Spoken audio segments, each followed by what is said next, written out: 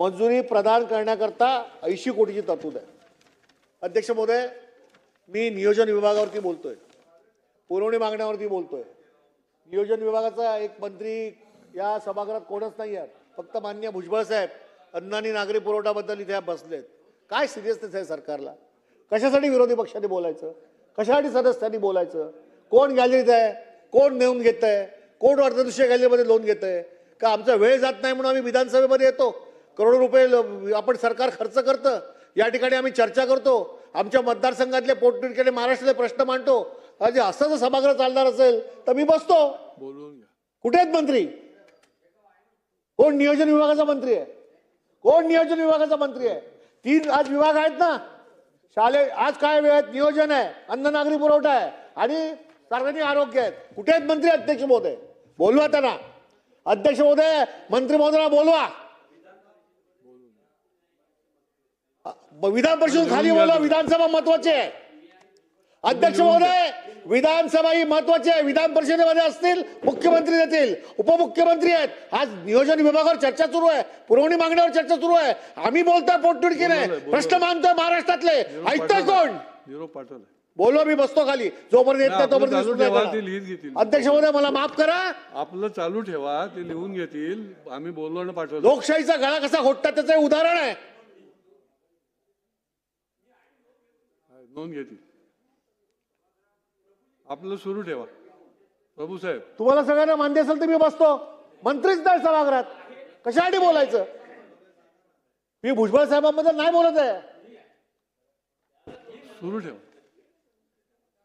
नियोजन विभागामध्ये काल बोललो अध्यक्ष महोदय, मी काय आरोप करत नाहीये। मी एवढं बोललो की रोजगार हमी योजना जी आहे त्याच्यामध्ये महात्मा गांधी राष्ट्रीय ग्रामीण रोजगार हमी योजना 100 दिवसापेक्षा अधिक दिवसा मंजुरी प्रदान करण्यासाठी 80 कोटी तरतूद आहे।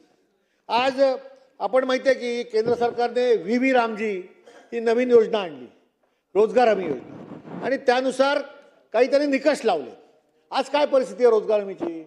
अध्यक्ष महोदय, ज्या ग्रामीण भागामध्ये 58 लाख कामगार रोजगारांची नोंद आहे त्यांना 100 दिवस काम देणं क्रमप्राप्त आहे।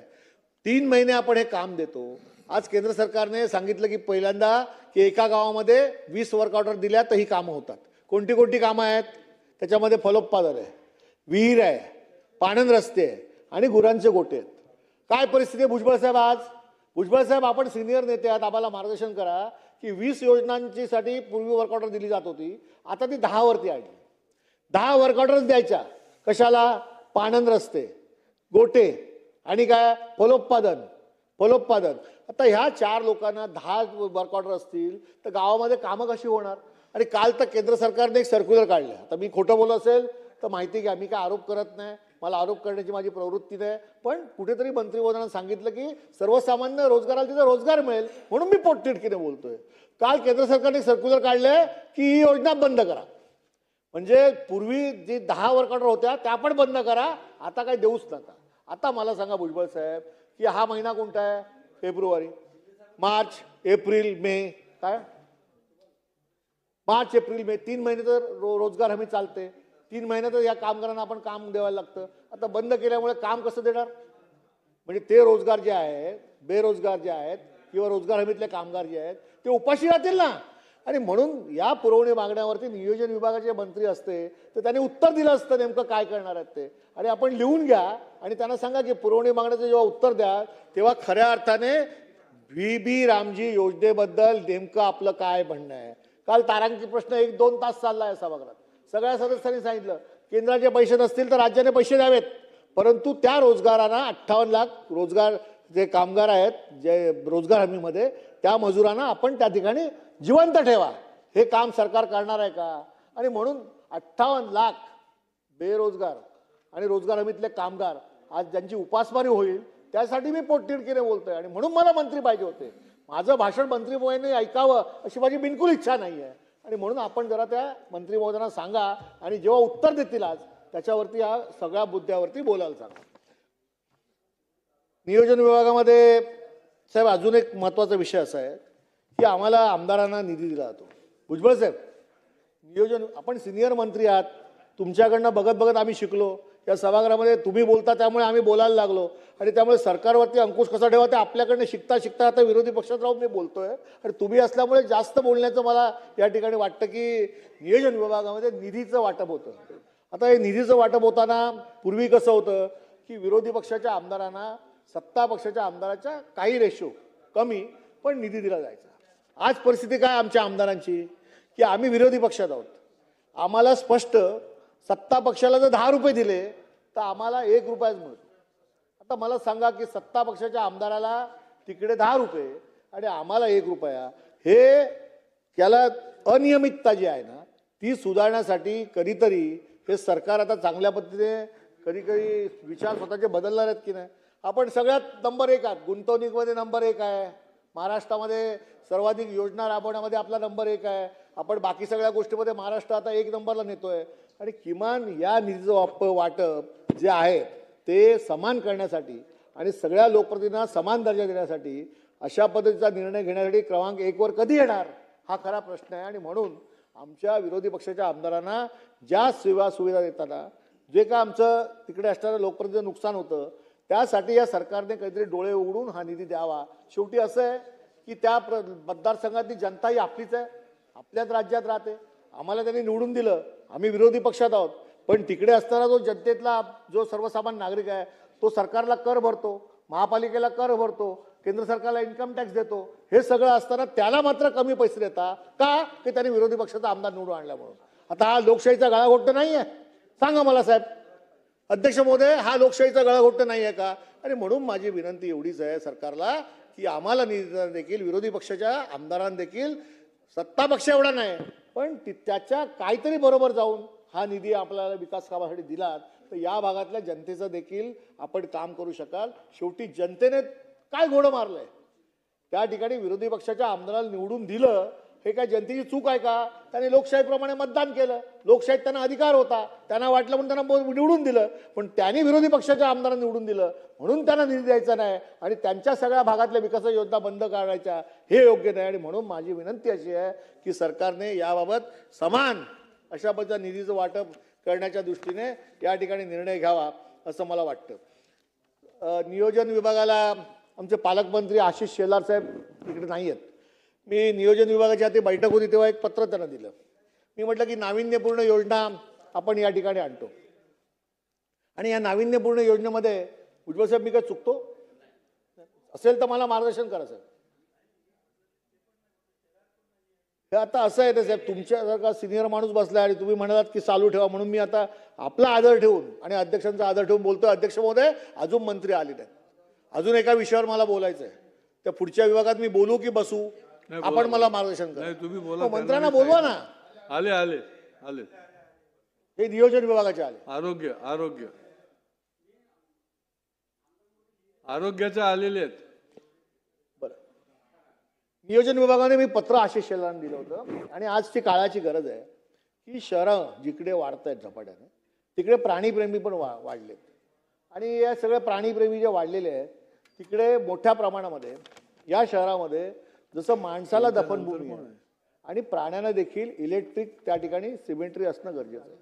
अनेक प्राणीप्रेमींची ही मागणी आहे. त्यामुळे अर्थसंकल्पामध्ये नियोजन विभागाच्या वतीने प्रत्येक त्या संपूर्ण क्षेत्रात महानगरपालिका असेल नगरपालिका असेल त्या क्षेत्रामध्ये अशा पद्धतीची दफनभूमी आणि प्राण्यांसाठी शववाहिनी त्या ठिकाणी असणं हे आवश्यक आहे, विद्युतदायिनी. आणि त्यामुळे मला असं वाटतं की या दृष्टीने नाविन्यपूर्ण जे उपक्रम आपण घेता त्याच्यामध्ये याचा अंतर्भाव करून याचा देखील समावेश झाला तर त्या ठिकाणी बऱ्याच प्राणीप्रेमींना याचा फायदा होणार आहे. आणि त्याचबरोबर दुसरं महत्त्वाचं असं म्हणजे आपण अनेक ठिकाणी हायवेवरून प्रवास करतो, रस्त्यावरून प्रवास करतो, अनेक प्राण्यांना त्या ठिकाणी इजा होते, ते तडफडत त्या ठिकाणी पडलेले असतात.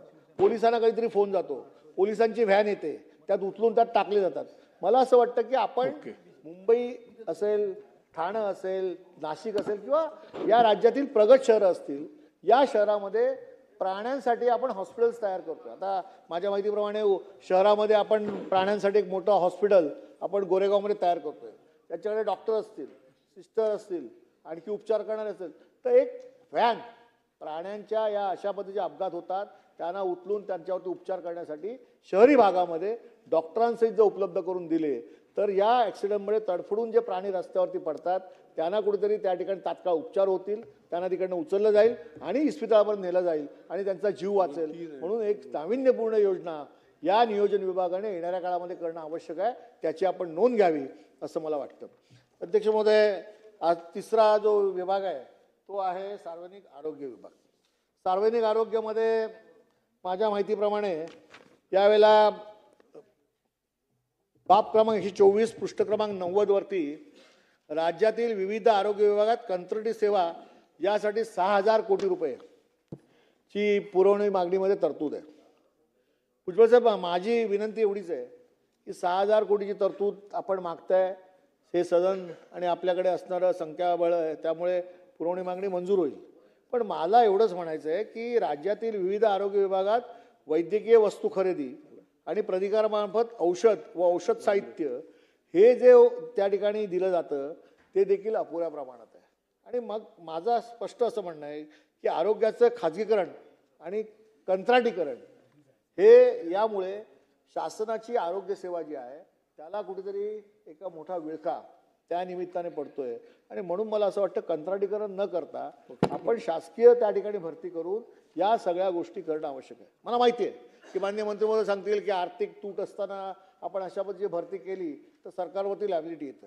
पण खऱ्या अर्थाने मला असं वाटतं की कायमस्वरूपी डॉक्टर आणि परिचारिका त्या ठिकाणी नसतील तर मला कंत्राटी सेवेत अशा पद्धतीचे डॉक्टर्स आणि नर्स घेऊन कोट्यावधी रुपयाचा खर्च करणं, त्यामुळे आरोग्य सेवेचा दर्जा हा खऱ्या अर्थाने सुधारणार नाही. कारण कॉन्ट्रॅक्ट पद्धतीने ज्या ठिकाणी सेवा दिली जाते त्यावरती बऱ्याच गोष्टीचं नियोजनामध्ये अभाव असतो आणि त्यामुळे ही आरोग्य सेवा लोकांना मिळत नाही. त्यामुळे किमान डॉक्टर आणि नर्सेस या तरी आपल्या शासनाच्या वतीने आरोग्य सेवेबद्दलची भरती केली तर अनेक गोष्टी आपल्याला करता येतात. ठीक आहे ना, कॉन्ट्रॅक्ट पद्धतीवरती आपण मजदूर घ्या, वॉर्डबॉय घ्या किंवा बाकी ज्या काही सर्व्हिसेस असतात त्यासाठी घ्या, पण डॉक्टर्स आणि नर्सेस या तरी महानगरपालिकेच्या सेवेतल्या असल्या की त्यांच्यावरती जबाबदारी आपल्याला टाकता येते. दुसरं असं आहे की सार्वजनिक आरोग्यामध्ये आपल्याला माहिती असेल की दुर्गम भागामध्ये मेळघाट असेल तर बालमृत्यू आणि माता मृत्यूचं प्रमाण मोठ्या प्रमाणात आहे आणि हे रोखण्यासाठी सरकार विविध उपाययोजना करतं. पण आज केवळ मेळघाटातच नाही आहे, मुंबई शहरात देखील तीच परिस्थिती आहे. आज मुंबई शहरामध्ये आदिवासी भागामध्ये आपण बघा किंवा आदिवासी भाग सोडून जिकडे झोपडपट्ट्या आहेत तिकडे बघा की मोठ्या प्रमाणामध्ये माता बालमृत्यूचं प्रमाण हे मोठ्या प्रमाणात आहे. आपण सर्वे घ्या, मी आरोप नाही करत आहे नाही, आरे कॉलनी कशाला, अख्ख्या मुंबईचा सर्वे जो टाटा रिसर्चने आत्ता आणला त्याच्यामध्ये मुंबई शहरामध्ये देखील बालमृत्यू आणि माता बालमृत्यूचं प्रमाण हे वाढलेलं आहे. ही जर या मुंबई शहराची परिस्थिती असेल तर इतर शहरामध्ये पण तीच परिस्थिती आहे. त्यामुळे मेळघाटमध्ये जर आपण या गोष्टी करतो आहोत पण त्या दृष्टीने अख्ख्या संपूर्ण महाराष्ट्रामध्ये शहर आणि ग्रामीण भागामध्ये देखील या दृष्टीने सर्वे करून बालकांचा मृत्यू आणि माता बालक यांचा मृत्यू रोखण्यासाठी आपल्याला एक मोठी मोहीम, जशी कर्करोगाच्या निदानासंबंधी राज्यव्यापी मोहीम तुम्ही घेतलीत ना, तशी एक मोठी मोहीम आरोग्य विभागामार्फत घ्यावी लागेल. कारण ही काळाची गरज आहे. सुदृढ बालकं आणि माता सुदृढ असणं ही या काळाची गरज आहे. भविष्यात तो एक मोठा या देशाचा युवक होणार आहे. त्याचं आरोग्य जर चांगलं असेल तर तो चांगल्या पद्धतीने शरीरदृष्टी ठेवून भविष्यामध्ये काम करणार आहे. आणि म्हणून जन्मता त्याची काळजी घेणे किंवा जन्मापूर्वी त्या मातेची काळजी घेणे हे सरकारचं कर्तव्य आहे. आणि त्यासाठी माझी विनंती अशी आहे की आपण या संबंधी एक ड्राईव्ह, एक फार मोठा ड्राईव्ह हा अख्ख्या महाराष्ट्रामध्ये घ्या. त्याच्यामध्ये आपल्याला त्रुटी आढळतील. त्या त्रुटी जर मी बोलतोय खोटं असेल तर तुम्ही त्या त्रुटीमध्ये जो अहवाल येईल त्यानुसार कारवाई करा. आणि मला असं वाटतं की सार्वजनिक आरोग्यामार्फत ही कारवाई करा. बऱ्याच राज्याच्या इस्पितळामध्ये आज डॉक्टर्स नाही आहेत, तिकडे नर्सेस नाही आहेत, ही परिस्थिती आहे. औषधं नाही आहेत, ही सत्य परिस्थिती आहे. औषधाचं वितरण होत नाही आहे, ही सत्य परिस्थिती आहे. लाखो मैल दौडून लोक येतात आरोग्य सेवेसाठी तालुक्याच्या ठिकाणी आणि तालुक्याच्या ठिकाणी असणाऱ्या इस्पितळामध्ये देखील सार्वजनिक आरोग्य व्यवस्था कोलबेडलेली आहे. लोकांना याचा फायदा होत नाही. खाजगी डॉक्टरांकडे जाऊ शकत नाही, तेवढं त्यांच्याकडे अर्थनियोजन नसतं. आणि त्यामुळे मला असं वाटतं की या दृष्टीने सरकारने प्रयत्न करावा. अध्यक्ष महोदय, या ठिकाणी मी सार्वजनिक आरोग्य, नियोजन विभाग आणि अन्न नागरी पुरवठा या 3 विषयावरती जे काही मुद्दे सरकारसमोर आपल्या माध्यमातून मांडले, उत्तर देत असताना माननीय मंत्री महोदयांनी या 3 विषयावरती मी मांडलेल्या मुद्द्यावरती उत्तर द्यावं, सकारात्मक असावं. आणि भुजबळ साहेब, पुन्हा एकदा आपल्याला विनंती आहे की तो तुकडा तांदूळ जो कुठे जातो आणि त्याच्यावर पॉलिश होऊन जे काय होतंय त्याची चौकशी करा आणि शिवभोजनचे पैसे तात्काळ आपण रिलीज करा आणि नियोजन विभागामध्ये आमदारांना समान निधी द्या. आणि एवढंच सांगतो, आरोग्य विभाग तात्काळ बालमृत्यूचं प्रमाण थांबवण्यासाठी एक ड्राईव्ह महाराष्ट्रामध्ये घ्या, एवढी माझी आपल्याला विनंती आहे. धन्यवाद. गुरुजी काका पटेल.